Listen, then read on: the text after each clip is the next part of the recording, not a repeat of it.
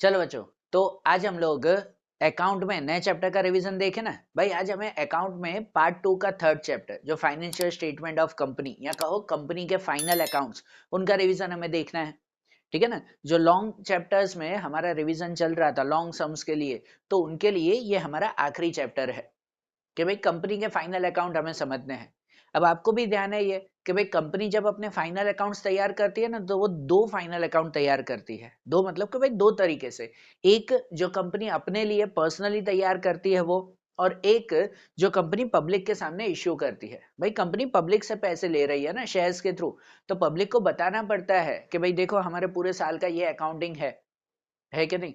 और पब्लिक को अगर हम डिटेल अकाउंटिंग बताने जाएंगे कि भाई ये चीजें हैं, हर एक छोटा छोटा टॉपिक एक एक रुपए का ये सब खर्चा है, कंपनी नोट करती है, अकाउंट का रूल है कि हर एक एक रुपए का खर्चा जो है वो या इनकम जो है वो बताना पड़ता है अकाउंट में। लेकिन ये सब चीजें पब्लिक को बताने जाएंगे तो पब्लिक कहाँ से समझने वाली है। तो पब्लिक के लिए एक सिंपल स्टेटमेंट डिस्क्राइब किया जाता है। उन्हें बताया जाता है कि देखो भाई ये रहा स्टेटमेंट, ये सब हमारे बिजनेस की जो है वो इंफॉर्मेशन है।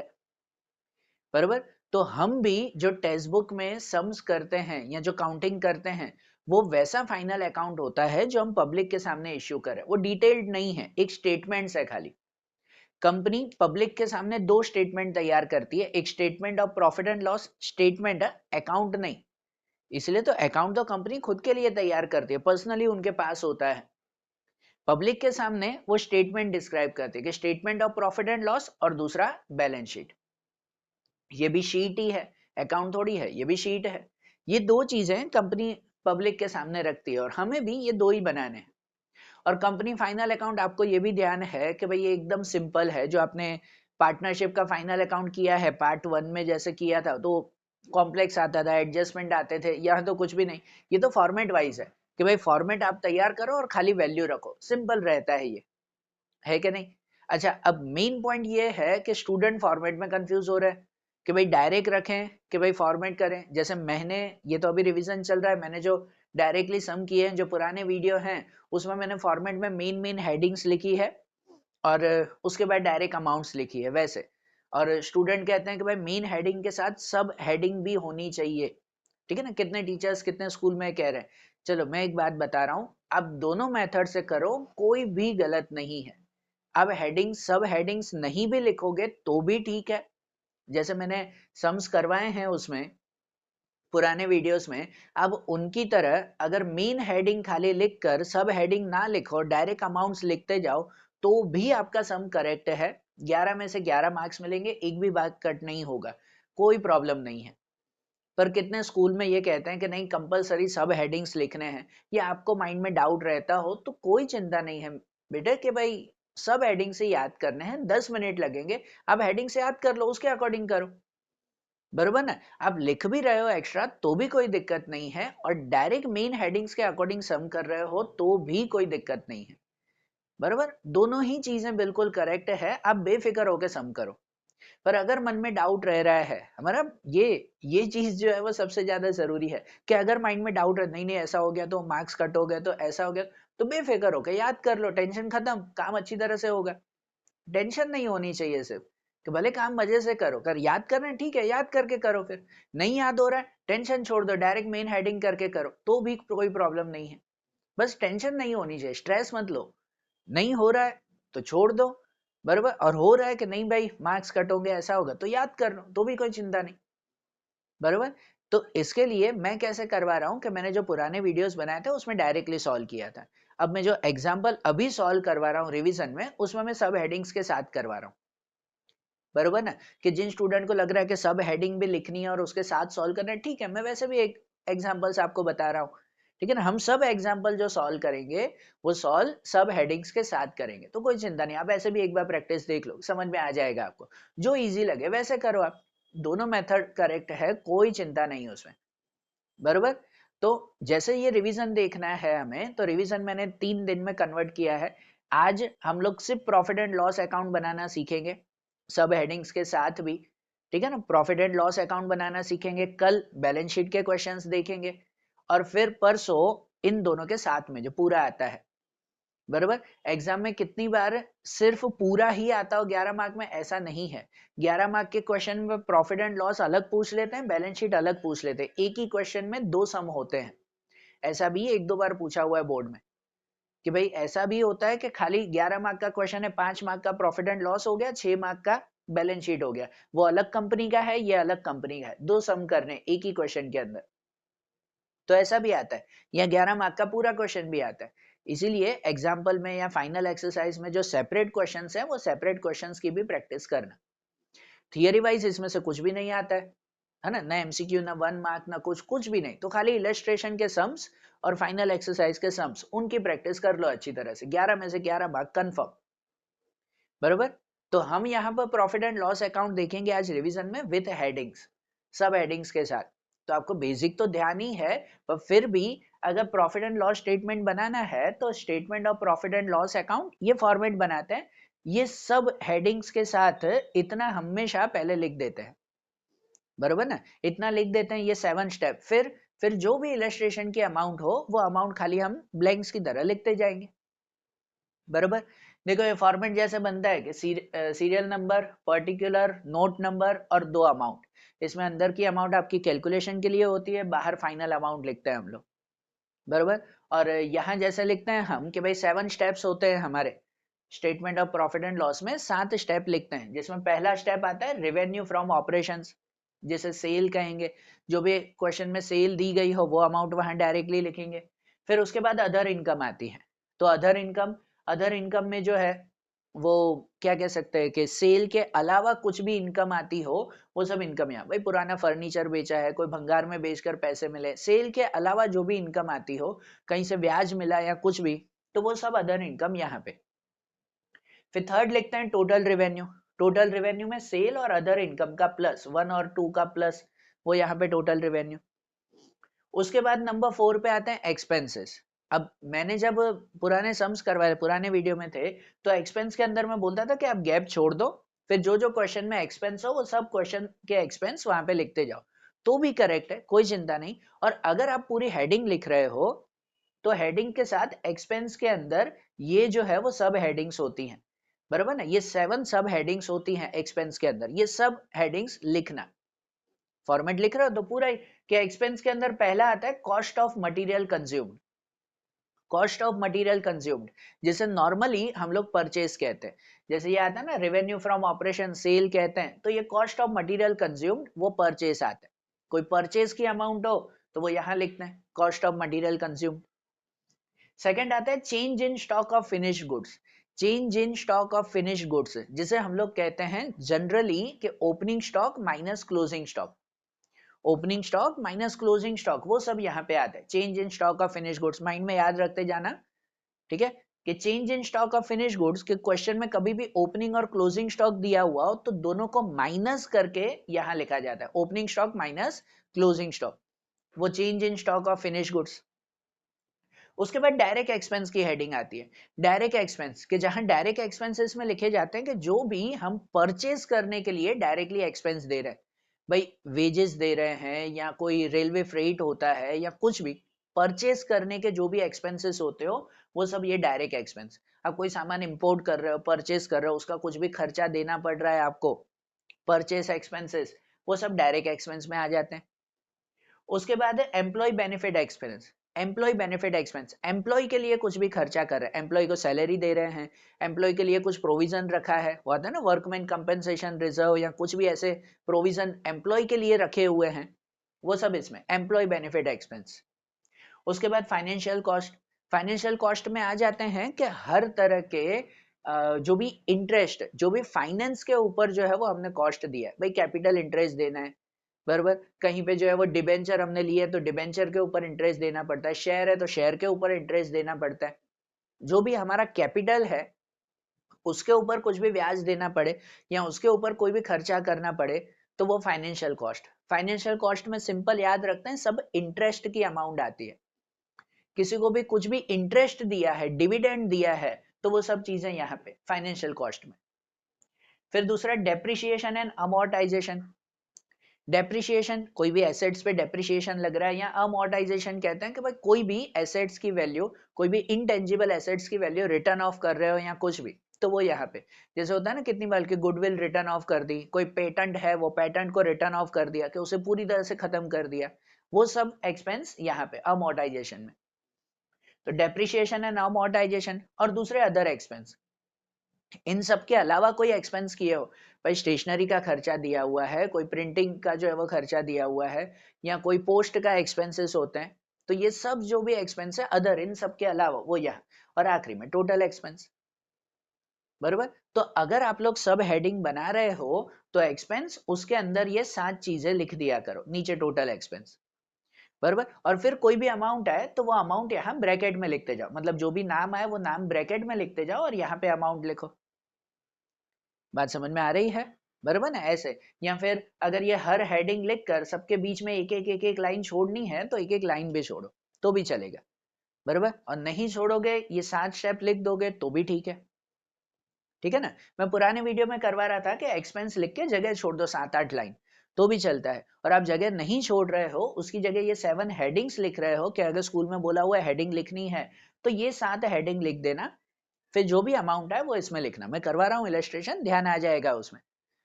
तो 1 2 3 नंबर 4 में एक्सपेंस, एक्सपेंस के अंदर ये 7 स्टेप लिख देना। फिर नंबर 5 आता है profit before tax. Profit before tax जिसमें ये टोटल रेवेन्यू और ये टोटल एक्सपेंस, इन दोनों का माइनस करते हैं, 3 - 4। फिर प्रोविजन फॉर टैक्स, कि जितना भी टैक्स देना हो कंपनी को। And finally profit after tax, जो हमारा नेट प्रॉफिट होता है, ये प्रॉफिट बिफोर टैक्स में से टैक्स माइनस, तो प्रॉफिट आफ्टर टैक्स। अरे बात समझ में? बरोबर ना? तो जब भी प्रॉफिट एंड लॉस स्टेटमेंट कहे तो ये पूरा फॉर्मेट आप लोग तैयार कर लो, इतना लिख दो, फिर जो भी अमाउंट हो वो अमाउंट खाली सही जगह पे लिखते जाओ, सिंपल है वो। बरोबर, अगर ये फॉर्मेट में खाली यही, वो तो बैलेंस शीट में चलो और डिटेल में आता है, प्रॉफिट एंड लॉस में तो सिंपल, कि अगर एक्सपेंस के अंदर आप 7-8 लाइन छोड़ दो तो भी ठीक, या ये 7 स्टेप लिख दो तो भी ठीक, दोनों ही चलेगा, कोई चिंता नहीं। अब अगर आपने फॉर्मेट बना लिया है, फॉर्मेट वाइज आपको ध्यान में रखना है, तो ये फॉर्मेट एज इट इज लिख दिया करो, जब भी क्वेश्चन आए फिर खाली अमाउंट लिखते जाओ, क्या अमाउंट कहाँ पे लिखनी है वो लिखते जाओ उसमें। समझ रहे हो बात को? तो देखो, अब इनके रिलेटेड अगर हम लोग कुछ सम्स देखें ना, तो हमें जो है वो इलस्ट्रेशन 12 देखना है। आपकी टेक्स्ट बुक में देखो इलस्ट्रेशन 12, उसका एक आध क्वेश्चन देखें हम लोग। देखो, जैसे इलस्ट्रेशन 12 है कि उसमें पारस लिमिटेड दिया हुआ है, कंपनी का नाम है पारस लिमिटेड, और उसके रिलेटेड सब इंफॉर्मेशन है, और सिर्फ statement of profit and loss हमें तैयार करना है, और कुछ भी नहीं, statement of profit and loss. तो वो इलस्ट्रेशन 12 की अमाउंट हम लोग लिखे, ये पूरा फॉर्मेट आपने बना लिया है, तो अब उसके रिगार्डिंग अब सम करते जाएं।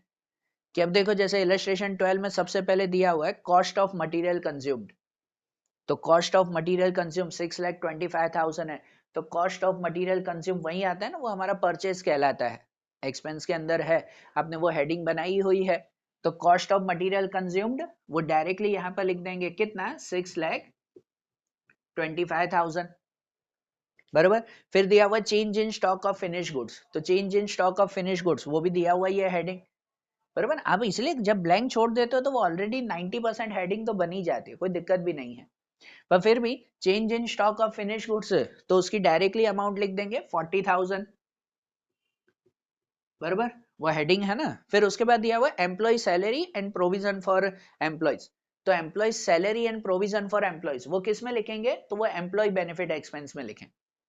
बरोबर ना, एम्प्लॉय सैलरी और provision for expense, provision for employee, तो एम्प्लॉय बेनिफिट एक्सपेंस उसके अंदर ब्रैकेट करके लिखो कि भाई salary and provision, salary and provision जो एम्प्लॉय के लिए, पूरा स्टेटमेंट लिखो तो भी ठीक। कि फिर अगर ऐसा ही ना आपने फॉर्मेट बना लिया तो ब्रैकेट में लिख दिया करो कि आप किसके बारे में लिख रहे हो, कि भाई जैसे यहाँ सैलरी और प्रोविजन का है, तो employ salary and provision for employees 2,60,000 है, तो उसके सामने लिख देंगे हम लोग कि 2,60,000। बरोबर, फिर उसके बाद दिया हुआ है सेल्स 12,70,000, तो सेल तो यहाँ पे है ही कि रेवेन्यू फ्रॉम ऑपरेशंस, वो सेल, सेल आप डायरेक्टली बाहर लिखो तो भी ठीक है, अंदर लिखो तो भी ठीक है, सेल के लिए तो एक ही इंफॉर्मेशन रहती है, भले डायरेक्टली बाहर लिखो कि 12,70,000। बरोबर ना, ये सेल हो गई। फिर interest paid, interest paid, interest पे किया है, वो हमारा फाइनेंस कॉस्ट हो गया। बराबर ना, फाइनेंस कुछ भी इंटरेस्ट वगैरह दे रहे हैं तो वो फाइनेंस कॉस्ट, तो यहाँ फाइनेंस कॉस्ट ब्रैकेट में लिख देंगे इंटरेस्ट या इंटरेस्ट पेड, कि इंटरेस्ट पेड कितना हुआ हमारा, तो वो 30,000 इंटरेस्ट पेड, बराबर।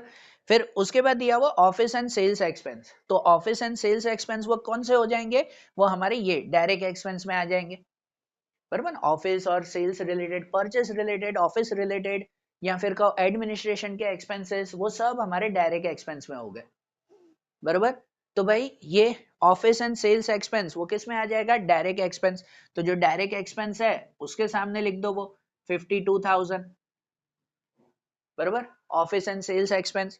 उसके बाद है डेप्रिसिएशन ऑन फिक्स एसेट्स, तो डेप्रिसिएशन ऑन फिक्स एसेट वो हमारे डेप्रिसिएशन और अमोर्टाइजेशन के एक्सपेंसेस, बराबर ना, कि भाई डेप्रिसिएशन ऑन फिक्स एसेट ये डायरेक्ट एक्सपेंस में आप भले लिख सकते हो कि क्या था, ऑफिस एंड सेल्स एक्सपेंस, कि ऑफिस एंड सेल्स एक्सपेंस वो यहाँ पे, और यहाँ पे डेप्रिसिएशन में कि भाई डेप्रिसिएशन ऑन फिक्स एसेट, कि फिक्स एसेट पे डेप्रिसिएशन लिख रहे हो कि भाई कितना है डेप्रिसिएशन, तो वो 28,000, बराबर। और दूसरा दिया हुआ profit on sale on asset, asset बेचने से प्रॉफिट मिला है, तो वो प्रॉफिट वो हमारा किस में आया, अदर इनकम में, कि अदर इनकम में वो ब्रैकेट करके लिख दो कि profit on sale of assets, assets बेचने से जो प्रॉफिट मिला है वो इनकम हुई हमारी, वो एक्सपेंस में तो आएगा नहीं, ठीक है ना, तो वो इनकम के profit on sale of assets कितनी इनकम हुई हमें, 35,000 की, बराबर। और उसके बाद दिया हुआ प्रॉफिट फॉर टैक्स 50% है, तो ये 50% तो हम आखिरी में गिनेंगे ना, ये प्रोविजन फॉर टैक्स। तो सिंपल है कि बस ये फॉर्मेट बना लो और जो जो अमाउंट जहां जहां आती है वहां पर ये अमाउंट लिख दो। अब सब अमाउंट हमने लिख दी तो फिर क्लोजिंग करते हैं। क्लोजिंग ऐसे करते हैं कि एक एक स्टेप करके क्लोज किया करो, एक एक स्टेप करके क्लोज करो, कि भाई यहाँ पर सबसे पहले जो है वो सेल, वो पहला स्टेप तो है ही।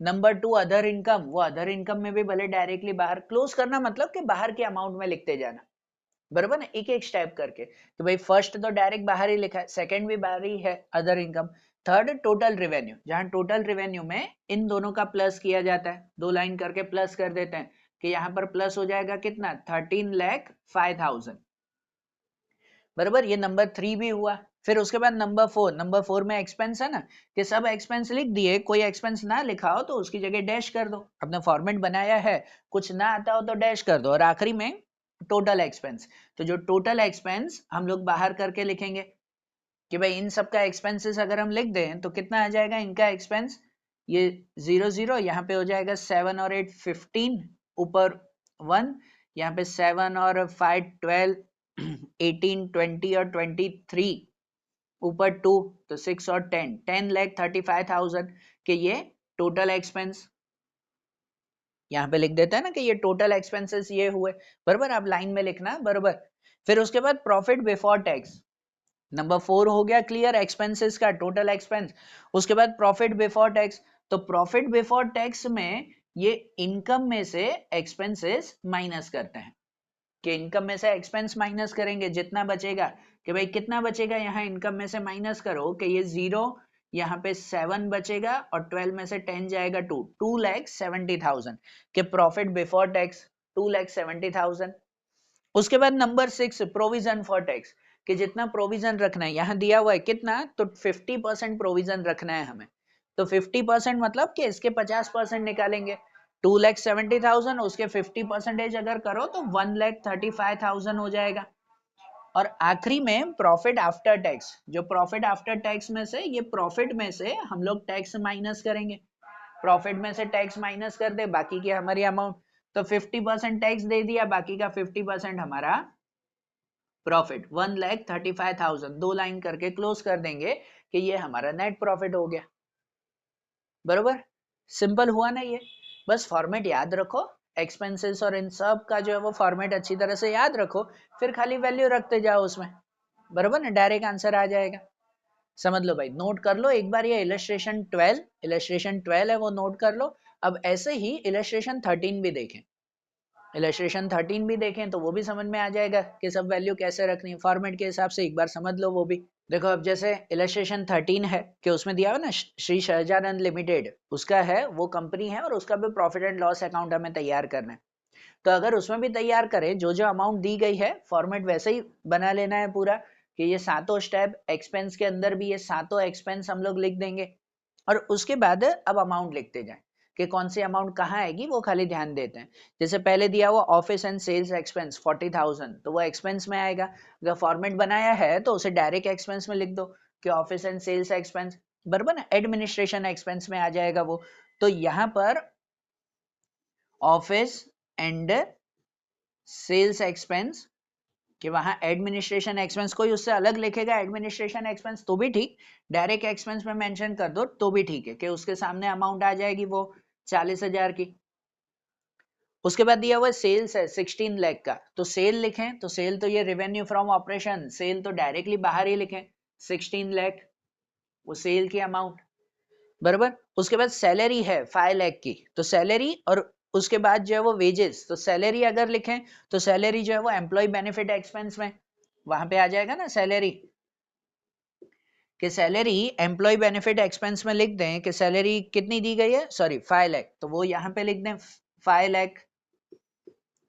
और वेजेस है तो वेजेस को डायरेक्ट एक्सपेंस में, अगर डायरेक्ट एक्सपेंस में ऑलरेडी लिखा हुआ है तो कोई चिंता नहीं, यहाँ पर प्लस करके जो है वो वेजेस भी लिख दो, और यहाँ पर प्लस करके अमाउंट लिखो। या फिर डायरेक्ट एक्सपेंस के अंदर अगर आप गैप छोड़ रहे हो तो गैप करके लिखोगे तो भी ठीक है, कि अगर आपने 2 लाइन छोड़ दी, ऑफिस और सेल्स एक्सपेंस, फिर नीचे वेजेस, नहीं ध्यान आ रहा है, सीधे ही आप प्लस करके लिखोगे, बाहर की अमाउंट जो है वो प्लस कर दे। एक बार क्वेश्चन देख लेना, या जब एग्जाम में आए तो टिक कर देना ये कौन से फॉर्मेट में आएगा, ये कौन से फॉर्मेट में आएगा। तो अगर एक ही फॉर्मेट में कोई 2 अमाउंट आती हो तो दोनों अमाउंट साथ में लिख दो, कि ऑफिस एंड सेल्स एक्सपेंस ऊपर दे 40,000 और वेजेस हुए 40,000, तो सीधे लिख दो यहाँ पर 80,000 की अमाउंट, बराबर ना, कि भाई ये दोनों अमाउंट जो है वो यहाँ पर साथ में। अरे बात समझ में, बराबर ना, ऐसे लिखो तो भी ठीक है, अंदर 2 लाइन छोड़ो तो भी ठीक है। फिर उसके बाद परचेज दिया हुआ 7,10,000, परचेज, परचेज आता है इसमें कॉस्ट ऑफ मटेरियल कंज्यूम, कि कॉस्ट ऑफ मटेरियल कंज्यूम्ड, उसमें लिखते हैं परचेज, जो अमाउंट आती है हमारी 7,10,000 की, 7,10,000 कॉस्ट ऑफ मटेरियल कंज्यूम्ड। उसके बाद है ओपनिंग स्टॉक। अच्छा, जब ओपनिंग स्टॉक है तो उसे change in stock of finish goods उसमें आता है, उसमें आता है ना जनरली हमारा, कि भाई opening stock minus closing stock होता है, opening stock minus closing stock. तो क्वेश्चन में कहीं पर भी ओपनिंग स्टॉक हो तो क्लोजिंग स्टॉक भी होगा ही साथ में, कि देखो ओपनिंग स्टॉक दिया हुआ है हमारा 60,000 और क्लोजिंग स्टॉक है 70,000, तो 60 माइनस 70 करना है। अब 60 माइनस 70 माइनस 10,000 आ जाएगा, तो भले कुछ भी हो, रूल तो वही है ना, ओपनिंग माइनस क्लोजिंग। और माइनस 10,000 हो रहा है तो माइनस ऐसे ब्रैकेट में लिखेंगे, माइनस में आती है अमाउंट तो ब्रैकेट में लिखे माइनस 10,000, बराबर ना। ये change in stock of finish goods, उसमें opening stock minus closing stock, वो 10,000 आ जाएगा माइनस में, बराबर। फिर उसके बाद ओपनिंग स्टॉक हो गया, फिर डिबेंचर इंटरेस्ट है, तो डिबेंचर इंटरेस्ट कहाँ लिखते हैं, तो ये हमारा फाइनेंस कॉस्ट, के फाइनेंस कॉस्ट है उसमें लिखते हैं हम लोग के डिबेंचर इंटरेस्ट, फाइनेंस कॉस्ट हुआ। डिबेंचर इंटरेस्ट कितना है 20,000 का, तो उसके सामने लिख दें हम लोग 20,000 के अमाउंट, बराबर। फिर उसके बाद है profit on sale of investment, profit on investment है, तो इन्वेस्टमेंट के प्रॉफिट वो अदर इनकम में आ गया, सेल के अलावा कुछ प्रॉफिट हो रहा है तो वो सब अदर इनकम में, तो अदर इनकम में ब्रैकेट में लिखते हैं कि profit on sale of investment, कि उस पे प्रॉफिट हुआ, कितना प्रॉफिट हो रहा है तो 26,000 है, तो 26,000 का प्रॉफिट, बराबर, ये वहां पे आ गया। और उसके बाद एक क्लोजिंग स्टॉक, वो तो काउंट कर लिया था। एंड प्रोविजन फॉर टैक्स है 1,63,000 डायरेक्टली दिया हुआ है, प्रोविजन फॉर टैक्स 1,63,000, तो भले हम डायरेक्टली लिख दें कि 1,63,000 वो प्रोविजन आ जाएगा, बराबर ना, प्रोविजन फॉर टैक्स सीधा ही है। हो गए सब अमाउंट, सब अमाउंट क्लियर। अब इसको क्लोजिंग करें, कि अब क्लोज करें, सब चीजें हो गई तो एक एक स्टेप करके क्लोज करो, मतलब एक एक स्टेप बाहर जो है वो क्लियर करो आप लोग। तो एक एक स्टेप करके अगर क्लोजिंग करें तो भाई पहले operation from revenue from operation sale वो बाहर ही है, अदर इनकम भी बाहर, फिर टोटल रेवेन्यू करें तो टोटल रेवेन्यू में यहाँ इन दोनों का प्लस 16 और 26, तो 16,26,000, बराबर। फिर एक्सपेंसेस देखें, एक्सपेंसेस में सब हो गया, जो एक्सपेंस ना हो जैसे डेप्रिसिएशन और अदर एक्सपेंसेस नहीं है तो उन दोनों में डैश कर दो भले, और उसके बाद टोटल एक्सपेंस करके आप बाहर लिखो कि टोटल एक्सपेंस वो हम लोग बाहर अमाउंट में लिखें। तो टोटल एक्सपेंस में अगर हम लोग बाहर लिखें कि कितना हो रहा है इन सब का टोटल, जैसे 7 लाख और 5 12 लाख और एक 13 लाख हो जाएगा कि 13 लाख का एक्सपेंस, बराबर 10 माइनस 7 और 5 12 और ये 10 पूरे 13 लाख का एक्सपेंस। नंबर 4 भी हुआ, एक्सपेंसेस बाहर। फिर नंबर 5, ये नंबर 5 प्रॉफिट बिफोर टैक्स। तो प्रॉफिट बिफोर टैक्स में ये इनकम में से एक्सपेंस माइनस करते हैं कि इनकम 16 लाख की, उसमें से 13 लाख माइनस, बाकी बचेगा 3,26,000 कि 3,26,000 वो प्रॉफिट बिफोर टैक्स। और प्रॉफिट बिफोर टैक्स में से फिर प्रोविजन फॉर टैक्स, टैक्स देना है कितना, 1,63,000, इसका हाफ ही हो रहा है कि 1,63,000 का टैक्स दे रहे हैं। और प्रॉफिट आफ्टर टैक्स जो नेट प्रॉफिट है, वो नेट प्रॉफिट भी फाइनली हमारा वही बचेगा 1,63,000, ये बचेगा ना नेट प्रॉफिट, तो वो हमारा आंसर आ गया। रहा ना ये, सिंपल है, बहुत सिंपल है, प्रॉफिट एंड लॉस अकाउंट बनाना बहुत सिंपल। बैलेंस शीट में ठीक है थोड़ा ध्यान रखना पड़ेगा, इसमें सिंपल ही है, ये पूरा फॉर्मेट याद कर लो एज इट इज। जब भी क्वेश्चन में आए ये सब लाइंस पहले एज इट इज लिख दो, फिर खाली अमाउंट लिखते जाओ उसमें, बरोबर ना। ये वो पार्टनरशिप के फाइनल अकाउंट से तो बहुत सिंपल रहता है ये। अब जैसे ये दोनों किए ना इलस्ट्रेशन, अब ऐसे ही फाइनल एक्सरसाइज का सम नंबर 8 है जिसमें खाली प्रॉफिट एंड लॉस ही बनाना है, तो वो क्वेश्चन एक बार आप देख लेना। सम नंबर 8 वो क्वेश्चन आप देखो। अच्छा, वो जो क्वेश्चन मैंने पुराने वीडियो में है, मैं डिस्क्रिप्शन में लिंक रख रहा हूँ पुराने वीडियो की, उसमें मैंने डायरेक्टली करवाया है, ये पूरा फॉर्मेट नहीं, जैसे एक्सपेंस और उसके अंदर का गैप छोड़ दिया है। तो वो मेथड भी आप एक बार देख लो कि उसमें आपको कैसे ध्यान में आ रहा है, उससे करोगे तो भी करेक्ट है, वो मेथड आप ऐसा फॉर्मेट बना के करोगे तो भी करेक्ट है, कोई चिंता नहीं है, जो मेथड आपको इजी लगे उससे करो, ठीक है। तो आज जैसे प्रॉफिट एंड लॉस के कुछ सम्स देखे ना, 2-3 प्रैक्टिस कर लो अच्छी तरह से, फिर कल बैलेंस शीट के सम्स हम लोग देखेंगे कि बैलेंस शीट कैसे तैयार करते हैं, उसके देखे, उसके बाद फिर कंबाइन देखेंगे हम लोग। अरे बात ध्यान, तो चलो भाई अच्छी तरह से समझ लो इसे।